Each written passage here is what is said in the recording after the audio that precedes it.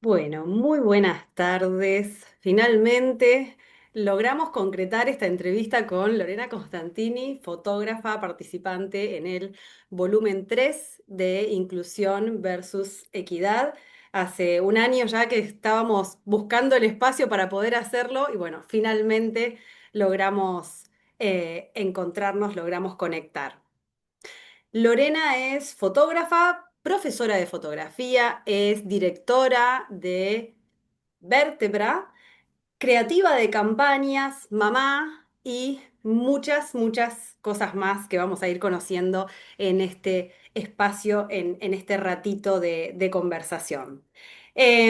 Como siempre decimos, Inclusión versus Equidad es una serie editorial, es una serie de libros y también una plataforma que se va ampliando día a día, ahora a través de Instagram, de encuentros de diálogos con autores y muchos espacios más que vamos generando en Internet y en la vida real, en encuentros presenciales, para hablar sobre temas necesarios, sobre temas urgentes, pero sabemos que también son temas difíciles, temas que por ahí la gente prefiere no hablar y mucho más en esta era del escroleo y de las redes sociales, pero nosotros seguimos apostando y lo seguimos haciendo desde la palabra y también desde la imagen. Así que una vez más, gracias Lorena, buenas tardes, bienvenida a este espacio y gracias por ser parte de Inclusión versus Equidad. Hola Lore. Bueno, primero la agradecida soy yo por haberme convocado a participar en el volumen de 3 tuyo, así que la verdad que para mí era un reto, pero me gustaba mucho esta posibilidad de llevar la imagen, como bien lo decías, a sitios donde había un mensaje quizás con urgencia y me gustaba. Bueno. Hiciste una introducción excelentísima a esto que hablamos y lo que me convoca a mí con la fotografía de lo urgente, de lo inmediato, todo lo que se consume hoy, ¿no? Y haber hecho esta pausa quizás para detenernos y observar y mirar desde otro lugar y no simple ver, me parece fabuloso. ¿Y este era tu primer proyecto político, digamos? Sí, sí, sí, fue el primer acercamiento que tuve, me pareció, bueno, me sorprendió muchísimo el título y creo que tenía una causa sumamente importante, unos contenidos difíciles de abordar y ese creo que era el reto.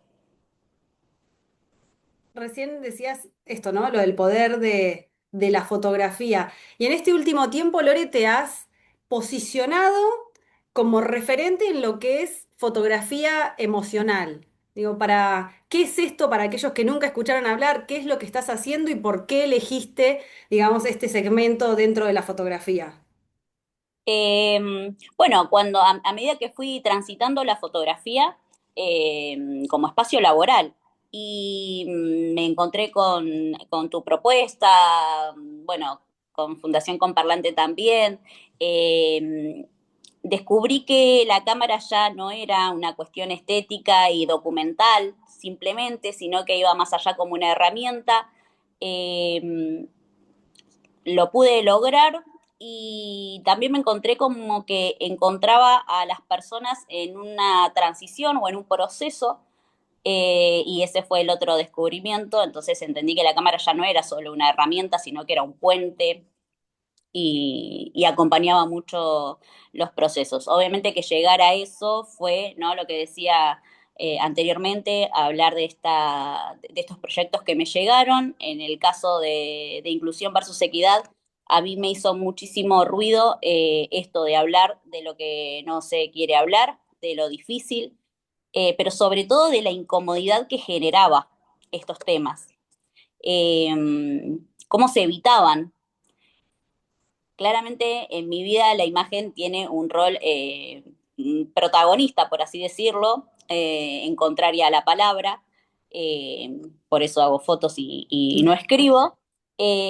Entonces, desde ahí es como que pude mentalizar y enfocar, ¿no? Un mensaje que, volvemos a esto, era lo urgente, y las diferencias que por ahí estaban en la sociedad con el decir estar, pero a la misma vez era no comprometerse de alguna manera, y tampoco pertenecer a algo. Por eso fue como que el primer acercamiento político que tengo y que fue muy lindo. Bueno, tenés razón, Lore, porque lo que hacíamos en Comparlante también era político. Bueno, todos los actos son políticos, ¿no? Sí, Cualquier acción es política, pero en esto era claramente, o el leitmotiv, lo que nos empuja es esto, es poder de alguna manera traer nuestra voz ante todos estos temas que nos afectan, ¿no? Directa o indirectamente, pero que hacen parte de nuestra sociedad, de esta casa común que compartimos y por eso también esto que vos decías, el compromiso de hacer algo. A mí me pasaba mucho, y digo, y ahora lo puedo contar porque ya no estoy más en Fundación Comparlante como directora, como presidente, que la gente me decía, ay, ¿vos por qué trabajás con discapacidad si no tenés ninguna discapacidad? ¿O vos por qué tenés que trabajar con discapacidad si no tenés a nadie en tu familia con discapacidad? Bueno, pero no tengo que tener cáncer de mama para empatizar con una causa que es importante y que afecta a un montón de mujeres. Bueno, lo mismo, si afecta al 20% de la población, no puedo mirar para otro lado. Digo, si el 20% de la población son personas con discapacidad que ven sus derechos vulnerados todos los días, no puedo no hacer nada. Y aprovecho también para agradecerte en ese momento, bueno, con Lorena hicimos un programa que se llamaba Sentimos.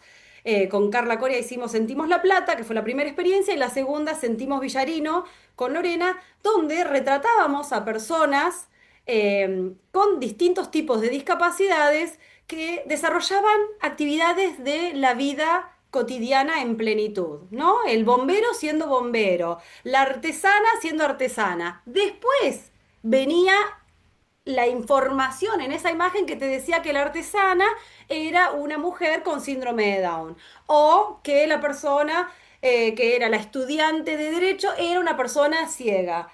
Pero todo eso sirvió para visibilizar muchísimo en nuestra región, que es el sur de la provincia de Buenos Aires, que estamos a casi 800 kilómetros de donde se supone que Dios atiende, entonces donde estamos muy relegados, donde el acceso a la información es muy difícil, donde por ahí también hay mucha desinformación, mucha esta ignorancia que lleva a la discriminación, digo, esta falta de conocimiento que hace que a veces tengamos actitudes que no son las deseables para con el prójimo, ¿no?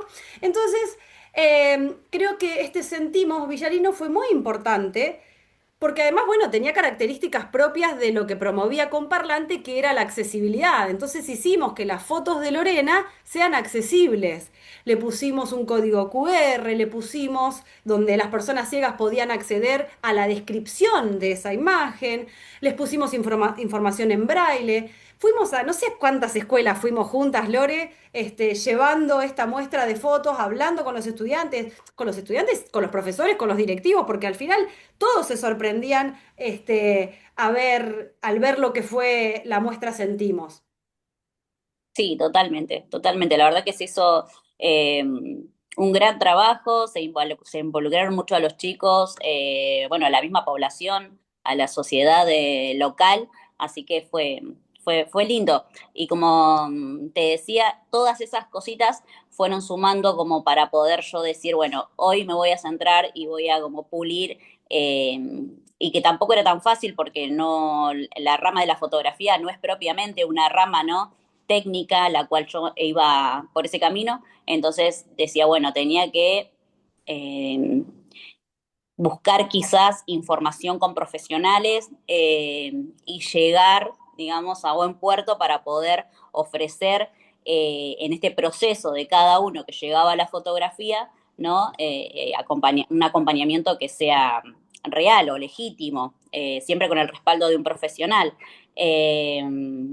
Y puntualmente cuando empecé a focalizar con el libro, descubrí que también la fotografía, la imagen en realidad, quería que terminara más como pregunta y no como respuesta justamente. mi intención en el proceso que iba buscando imágenes para después mostrarte a vos las que iban a quedar clasificadas y demás, eh, digo, qué importante sería que la imagen que quede, ¿no? Que acompañe, más allá de ser contexto Ujú.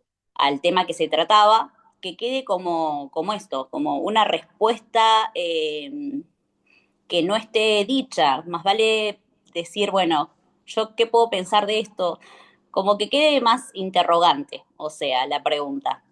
Y, y eso fue lo que fue como logrando el paso a decir, bueno, no, esto ya es algo emocional, no todos lo ven, no todos lo pueden apreciar y, y por eso creo que llega, ¿no? Gente en ese lugar, en ese proceso. Bueno, justamente el volumen en el que participás, el título, es una pregunta. ¿Cuándo es justa la justicia? Exactamente, sí, eso fue tentador. Y también, digo, en el medio te propusiste varios desafíos, porque, por ejemplo, eh, el primero fue el de Malvinas. Hay un texto escrito por Jerónimo Guerrero Iraola donde da cuenta de los abusos y las violaciones sistemáticas que se dieron durante la guerra de Malvinas. Es un tema muy, muy fuerte, muy difícil. Siempre decimos una herida abierta para todos los argentinos, el tema de Malvinas, y tener que retratar eso. Digo, es un acercamiento complejo, ¿no? Bueno, ¿querés contarles a quienes están del otro lado cómo fue todo ese trabajo que tuviste que hacer de periodismo también, ¿no? Exactamente, sí, sí, sí. Bueno, uno creo que cualquier fotógrafo que cuando le toca, ¿no? Hacer un trabajo o un proyecto personal, es indistinto, empieza a hacer cierta investigación personal, como que, bueno, yo dónde me voy a meter. Necesito saber claramente, y en esas investigaciones o en esa búsqueda te vas encontrando con personas, con hechos, con cosas, así sea un mural. En este caso, bueno, me encontré con esta persona que es combatiente de Malvinas y prisionero de guerra fue, y creo que nace como esa periodista interna en la que quiere saber, ¿no? Un poco más, porque eh, tenía muchísimo por contar. Quizás yo lo abordo desde un lugar de muchísimo respeto, como vos lo decías, es un tema muy difícil, en el cual también hay mucho silencio, hay muchas heridas, entonces tenés que tener muchísimo cuidado cuando te dirigís con esas personas para justamente nadie se sienta eh, molesto, por así decirlo, con ciertas palabras que pueden desencadenar en algo que lo tomen a mal. Eh, y bueno, un poco era eso, lograr retratar toda la historia, toda la emoción que él tenía a través de una imagen. Pero bueno, toda la anécdota, todo lo que hemos compartido con él también, porque era, bueno, llegar a un lugar, o sea, esto fue en Mar del Plata, y para él era importantísimo el contarlo, el narrarlo, y claramente había que darle un espacio, un tiempo, y bueno, me hizo todo un recorrido, un circuito que fue, me presentó a otros excombatientes. Bueno, después por diferentes situaciones, ellos prefirieron resguardarse y era eso, ¿no? Respetar esa decisión. Pero quiero decir, todas esas conversaciones que tuve, todos esos relatos que tuve, algunos pude retratar, otros no, quedaron en la memoria de nosotros. eh, Vuelvo a esto, a siempre a centrarme en qué fuerza tiene, ¿no? El documentar esto, el dejar una imagen, o a él en el caso de él fue una foto que hicimos con su mano, no sé si te acordás, La de la con cadenita. claro, que para él era tan significativo eso, eh, que bueno, nada, es vivir con una intensidad ese encuentro que tuvimos, que fue la verdad que es maravilloso. Sí, digo, la de la cadenita, bueno, la de la bandera también. Es que nos mueve mucho, Malvinas nos mueve. muchísimo. La próxima semana vamos a tener un diálogo con autores donde va a estar Jerónimo abriendo porque el tema es soberanía y poder, eh, cada día más vigente. Así que vamos a extenderle la invitación a ese grupo de veteranos con el que te contactaste en Mar del Plata. Sería hermoso poder contar con su participación, claro que sí. Bueno, pero Sí. pasaron más cosas en Mar del Plata en ese viaje, porque Pues, eh, otro de los capítulos dentro de Inclusión versus Equidad, volumen 3 fue una entrevista que tuve oportunidad de hacerle a Estela de Carlotto, abuela de Plaza de Mayo, y necesitábamos retratar. No queríamos caer en la típica portrait, en el retrato de Estela, que hay muchísimos. Queríamos, nada, buscar algo, decirlo de otra manera. Y ahí también pasó algo muy, muy interesante, ¿o no, Lore? sí, tal cual, tal cual. Y bueno, es un poco eso, íbamos en esta búsqueda, ¿no? En no, en reflejar quizás la imagen con otra impronta, y que sea no una cuestión estética ni de que acompañe el texto, sino que también deje un mensaje. Bueno, me recorrí y vi muchísimos murales, muchísimos, hasta que encontramos ese puntualmente que era el que queríamos. Y pasaba que no tenía la firma al pie del mural, entonces no sabíamos, tuvimos que salir a investigar, a buscar quién lo había hecho, A ver, faltaba información por parte del edificio en donde estaba, ¿no? soy muy Eh, mala con esto.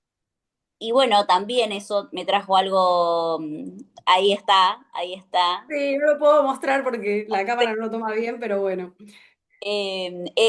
Eso también me trajo como otro aprendizaje más, o sea, esto fue mucho de aprendizajes, y me encontré con que el mural, o también, ¿no? Por desconocer, eh, yo soy muy partidaria de todo lo que sea arte, es súper válido y tiene un mensaje muy fuerte. Entonces me di cuenta que los murales, yo decía, ¿por qué tanta cantidad de murales hay por el mundo? No solamente en Argentina, todos, ¿no? Claramente no era un estilo ni algo estético, era más una forma de estar, ¿no? Cómo pasa, cómo intervenimos, y cómo nos hacemos presentes. Me gusta que hayamos hecho la foto y de alguna manera documenta ese mural que estuvo ahí, porque bueno, a veces no suelen quedar por mucho tiempo, a veces los vuelven a pintar, los vuelven, ¿no? A intervenir en la vía, como está en la vía pública, así que sí. Bueno, lo importante es que pudimos contactar a estas chicas. Ujú. Luego de una gran investigación dimos con Tita Mutz y Flor Vega y les dijimos que íbamos a poner en la próxima impresión del libro, ya está acomodado en la versión Sí, digital el nombre correctamente, porque para nosotros también es muy importante el derecho de autor, ¿no? Digo, estamos todo el tiempo hablando de derechos, bueno, el derecho de autor también es fundamental y hay que respetarlo. Entonces, bueno, luego de un buen tiempo logramos dar con quienes sí habían sido las artistas encargadas de ese mural, Tita Mutz y Flor Vega, a quienes les agradecemos y les pedimos disculpas por el error, y les agradecemos por habernos permitido que su obra también haga parte de Inclusión versus Equidad, volumen 3. sí, sí, sí, sí. Y esto que vos planteabas, digo, de el potencial de combinar técnicas artísticas, ¿no? Como el mural, la fotografía. Em, Digo, esto que vos estabas haciendo también tiene algo de fotoperiodismo, ¿no? El poder retratar ese arte que dice tanto. Respecto a esto, hay algo que te quiero preguntar. Hay ahora, respecto a esto, es el fotoperiodismo, ¿no? Tengo ahí anotado como palabra fotoperiodismo. Porque hay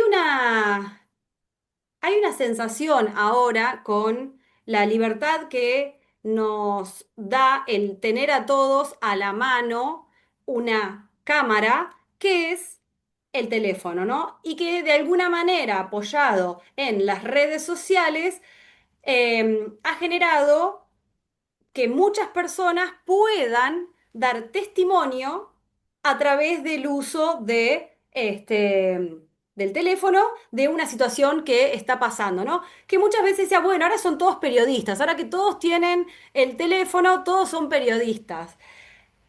Lo que pasa es que también en el medio hay un replicar del replicar del replicar, que ahí los derechos de autor o quién se hace cargo de lo que se retrató queda como en una laguna del derecho, ¿no? Como una nebulosa de quién se hace responsable de esta imagen. Bueno, ¿cómo lo ves? ¿Lo ves positivo? ¿Lo ves negativo? ¿Cuánto te afecta en tu trabajo también? Y sí, el fotoperiodismo, como vos decís, hoy tenemos la cámara literal en nuestras manos constantemente y yo creo que lo que habría que quizás trabajar un poquito más es en la responsabilidad del que mira, digo yo. Ok. Eh, sé que es algo muy difícil, pero bueno, hay muchos riesgos con respecto a eso. Más allá de esto legal, ¿no? Este asunto legal de la autoría, de quién lo hace, después cómo repercute, de cuántas veces se comparte. Eh, ahí creo que estamos en un gris todavía y se va a hacer bastante extenso hasta no tomar como, ¿no?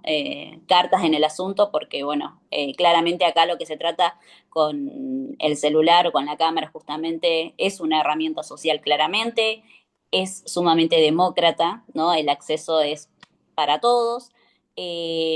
También esto de lo urgente, que hay un suceso, lo que pasa, tenemos la posibilidad de grabar, de documentarlo, por así decirlo, pero a Ujú. veces son con miradas irresponsables, ¿sí? O sacadas de contexto.